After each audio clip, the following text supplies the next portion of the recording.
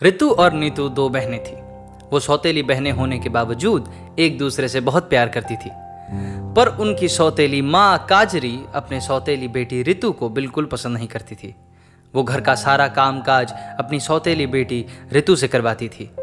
नीतू चोरी छिपे दीदी को हेल्प करती थी। अरे ओ ऋतु, कहाँ मर गई? इतने सारे काम पड़े हैं, कौन करेगा? बस माँ, बर्तन धोने के बाद बाकी सभी काम कर दूंगी। तुम चिंता मत करो। खाना बना दिया है, खाकर विश्राम करो। झाड़ू, पोंछा, कपड़े धोना, सारे काम करके पानी भर देना और शाम का नाश्ता भी बना कर रखना। ठीक है माँ, मैं सब कर लूंगी। हर रोज की तरह ऋतु सब काम करती है। तभी उसकी छोटी बहन नीतू आती है। तुम हटो दीदी, मैं कपड़े धो देती हूँ। माँ देखेंगी तो बहुत गुस्सा होंगी। तो बैठ मैं कर लेती हूँ। तुम चुप करो, जाओ खाना खा लो, तब तक मैं सब संभाल लेती हूँ। मेरी प्यारी बहना मेरा कितना ख्याल रखती है। ऋतु और नीतू का ये प्यार काजरी को बिल्कुल भी पसंद नहीं था। वो नहीं चाहती थी नीतू ऋतु से इतना घुले मिले। काजरी नीतू के लिए अच्छा खाना बनाती थी, वहीं ऋतु के लिए जैसा तैसा खाना बनाती थी। पर नीतू अपना सब कुछ ऋतु के साथ बांट लेती थी। एक दिन, नीतू बेटी, जरा इधर तो आना।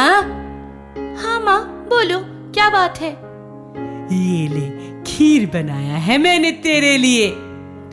दीदी का खीर कहाँ है? माँ, हम दोनों साथ में खाएंगे।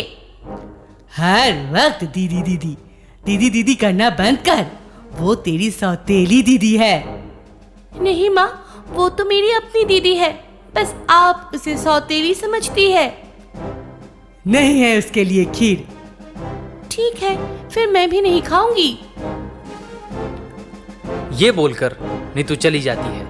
काजरी बहुत गुस्सा होती है, सोचती है कैसे ऋतु से पीछा छुड़ाएगी। उसी गांव के मुखिया लड़की बेचने का काम करते हैं। दूर गांव से लड़कियों को शादी करके लाते थे और अच्छे दाम में शहर में बेच देते थे। एक दिन काजरी उनसे मिलने गई। मुखिया जी, आप मेरी बेटी ऋतु से शादी करेंगे? हैं? तुम तो जानती हो मेरा असली काम क्या है। फिर भी तुम चाहती हो मैं तुम्हारी बड़ी बेटी से शादी करूं? मुझे तो बस उससे पीछा छुड़ाना है।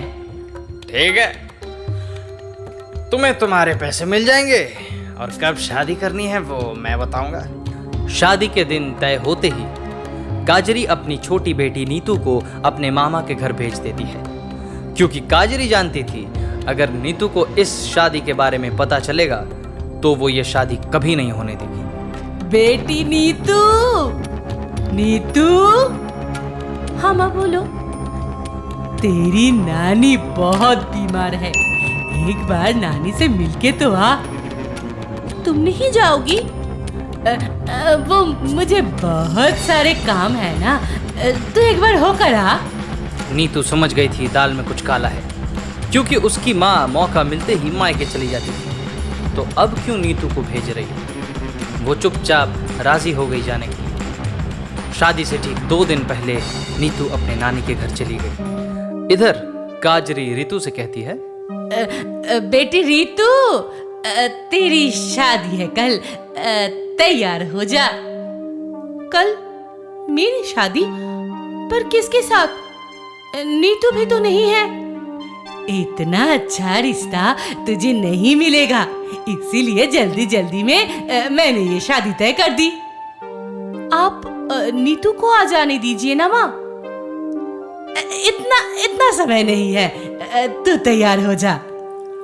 अगले दिन मुखिया अपने लोगों के साथ तैयार होकर शादी के लिए आते हैं।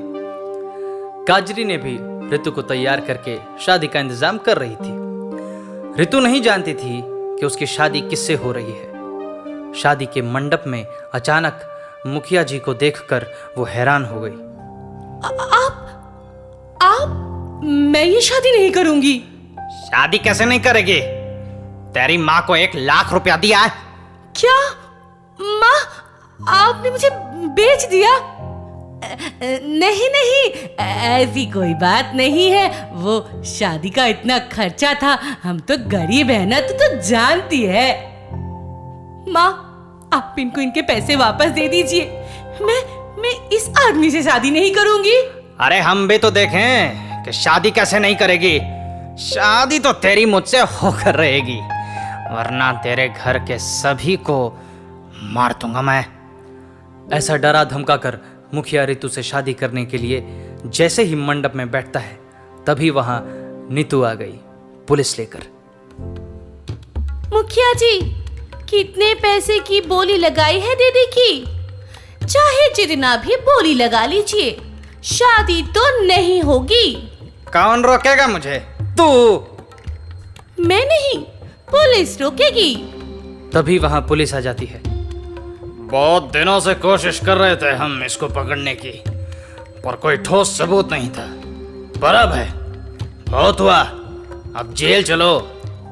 सर, मेरी माँ को भी लेकर जाइए। उन्होंने दीदी को बेचा था, उन्हें भी सजा मिलनी चाहिए। इसके बाद पुलिस मुखिया और काजरी को पकड़कर जेल ले जाते हैं और दोनों बहनें खुशी खुशी रहने लगते हैं।